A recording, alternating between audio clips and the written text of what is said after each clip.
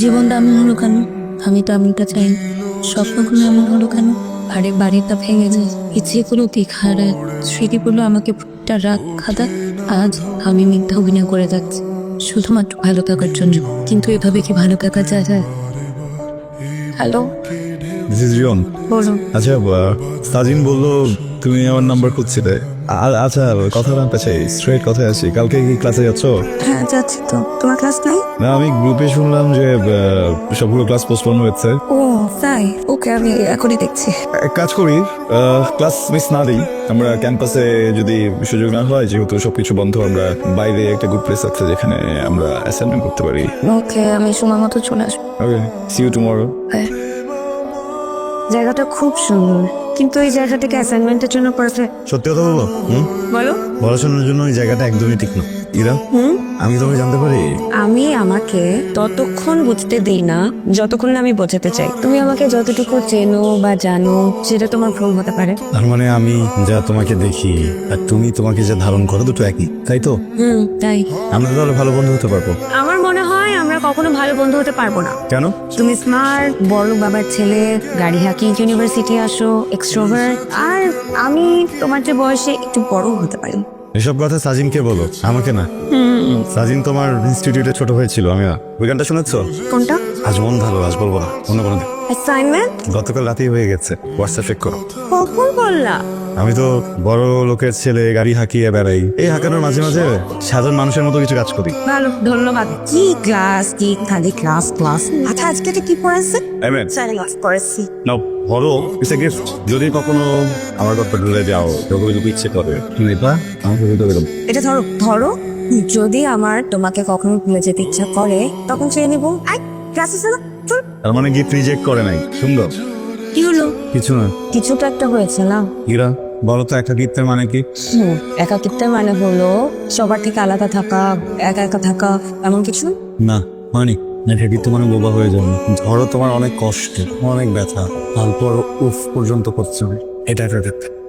মানুষ করে কি জানো? মানুষ বলে বন্ধুদের সাথে সব শেয়ার করেছে, কিন্তু আমার মনে হয় অচেনা মানুষের সাথে আরো বেশি শেয়ার করা যায়। এরা, আজকের দিনে আমার মা বাবার ডিভোর্স হয়েছিল, এরপরে মা আমাদের ছেড়ে ইউএসএ চলে যান, নতুন বিয়ে, কিডস। মার সাথে এরপর কখনো যোগাযোগ হয়নি। বাবা করতে দেন, বাবার সাথে থাকি, ছোট একটা বোনও আছে। গত বছর ও চলে গেছে কানাডাতে, আমি ওনার নিজের মতো একটা দুনিয়া গুছিয়ে নিয়েছি। বাবার সাথে আর থাকি না, আলাদা থাকি। কেন বাবার সাথে থাকো না কেন?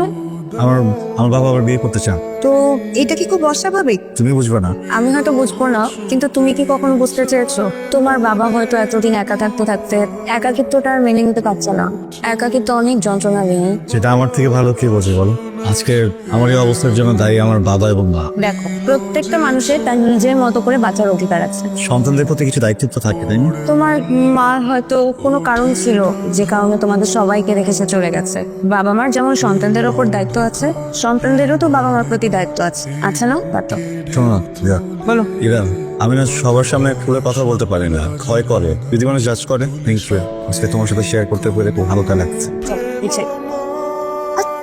আমি জানি আমরা বন্ধু, তুমি মানো বা না মানো তা নিয়ে আমি ভাবছিনি। আমি জানি আমরা বন্ধু। আমি এটাও ভাবতে শুরু করেছি এটা বন্ধুত্বের চেয়েও একটু বেশি। তোমাকে সামনাসামনি কথাগুলো বলে বিব্রত করতে চাইনি। আমি জানি এটা আকর্ষণ না, এটা মোহ না, এটা ভালোবাসা। দুটো মানুষকে একসাথে ভালো থাকতে পারে না। ইরা, দু তিন দিন ধরে লিটারালি অ্যাভয়েড করতেছে আমাকে। কেন? মামা, এত মেয়ে থাকতে ওর প্রেমেই তো পড়া লাগলো কেন? আচ্ছা, পৃথিবীতে করার মতো এত কাজ থাকতে এই মেয়েটার আমাকে অ্যাভয়েডই করতে হলো কেন? সিনিয়র আপুর সাথে প্রেম করতে গেছো, এখন বোঝো। তবে কথা বলবো, পিছনে কারণ বের করতে হবে। দেখ দোস্ত, একে তো সিনিয়র আপু, তার উপর যে করারে ভাই, দরকার নেই। তোর সিনিয়র তোর কলেজে ছিল, আমার কলেজে ছিল না, আমার সিনিয়রও না। তো যদি ভয় পেতে হয় তুই ভয় পা, আমাকে ভয় দিচ্ছিস কেন? তুমি যদি কিছু না মনে করো, একটু পারমিশন দিলে মাকে একটা ফোন দিতাম। খুবই ইচ্ছে করে, বুঝছো। একটা বার একটু ভয়েসটা শুনলেও হয়তো বা ভালো হতো। প্লিজ একটা ফোন দেই। তোমাকে একটা কথা বলা হয়নি, কিভাবে বলবো সেটা বুঝতে পারছি না। নিজেকে অনেক অপরাধী লাগছে। আমি জানি না আমি ক্ষমা পাবো কিনা। তোমার মা ক্যান্সার পেশেন্ট ছিলেন, আজ সকালে সে মারা গেছে। মা তুমি তোর রুমে বাতি চলছিল, তাই তোর বাবা আমাকে পাঠালো তোর কিছু হয়েছে কিনা দেখতে। বাবা ঘুমিয়েছে মা? না, মা বাবাকে বলো অনিয়ম না। তোর বাবা তো প্রতিনিয়ত নিজেকে দোষ দিয়ে যাচ্ছে। তোর জীবন তোর আনন্দকে সে খুন করেছে, মাটি চাপা দিয়েছে। না মা, কোনো কিছুতেই কারো দোষ নেই, খুবই নিয়তি বুঝছো। আল্লাহ হয়তো আমার জন্য এরকমই রাখছিল, আমরা বুঝতে পারিনি। আবার একটা কথা খুব মনে হয় যেন, ধরো কেউ একজন আমাকে শ্বাসরোধ করতো, তখন আমার মনে হবে অক্সিজেনের দরকার আমার। অথবা ধরো কোনো একটা রুমে কেউ আমাকে আটকে রাখ, তখন মনে হবে পানি দরকার, খাবার দরকার। কেন বাবা কোনো ভুল ডিসিশন নেয় না মা, বাবা এই ডিসিশনটা না নিলে কিন্তু আমি বাঁচতাম না। ইরা একটু কথা বলতাম, প্লিজ। উঠতে হবে না, 2 মিনিট কথা বলবো। এই তো একটু শর্ত আমি বল। সমস্যা? কোনো সমস্যা নাই? আমি কোনো ভুল করেছি? কিচ্ছু করো নাই? অ্যাভয়েড করছো কেন? কখন অ্যাভয়েড করলাম? দেখো, আমরা দুইটা মানুষই ম্যাচিওর, চোখ লুকানোর বা কথা লুকানোর কিছু নেই, এড়িয়ে চলা মানে। রিয়ন, তুমি খুব আবেগী হয়ে যাচ্ছ, এত আবেগ তোমাকে মানায় না। দেখো, মানুষ আবেগপ্রবণ হবে, এটা তো স্বাভাবিক, তাই না? মানুষ আবেগপ্রবণ হবে, এটা খুবই স্বাভাবিক, কিন্তু আমি আমার আবেগকে মেরে পুঁতে ফেলেছি। আমি না ঘুরে পিছিয়ে কথা বলতে পারি না, সেটা একটা কথা বলো। আমি তোমাকে রিয়ন প্লিজ আর কোনো কথা বলো না। শোনো, রিয়ন আমি তোমার কোনো কথা শুনবো না।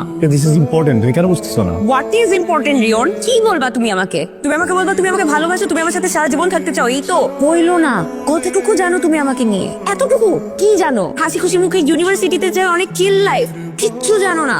আমি বিয়ে করেছিলাম রিয়ন, আমার এখন ডিভোর্স হয়ে গেছে, কিন্তু এই ভালোবাসা ভালোবাসা সারা জীবন থাকতে চাই এগুলো বলে আমি একবারই কাজ করেছি।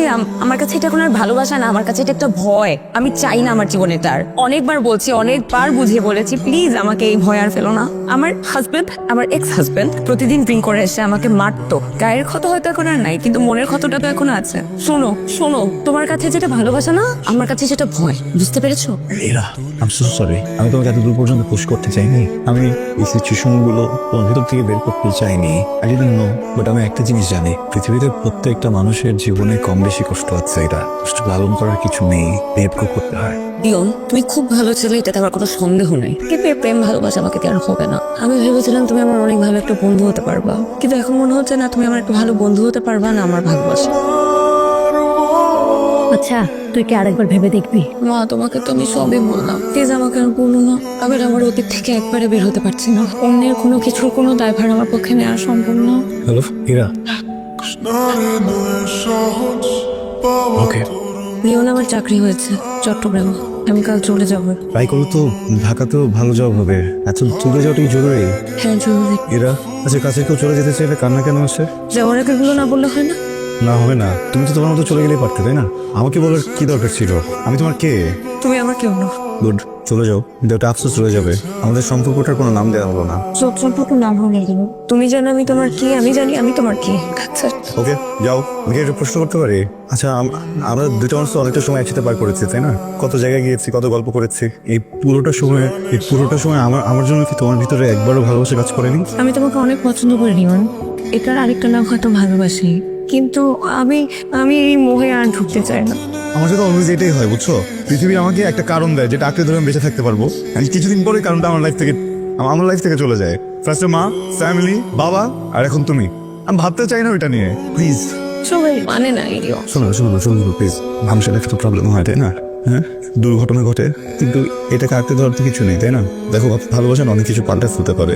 যেও না প্লিজ। আমি না কারণটা হারাই ফেলবো, ভালো থাকার বেঁচে থাকার কারণটা হারাই ফেলবো, প্লিজ যেও না। রিয়ন আমাকে যেতে হবে। ইরা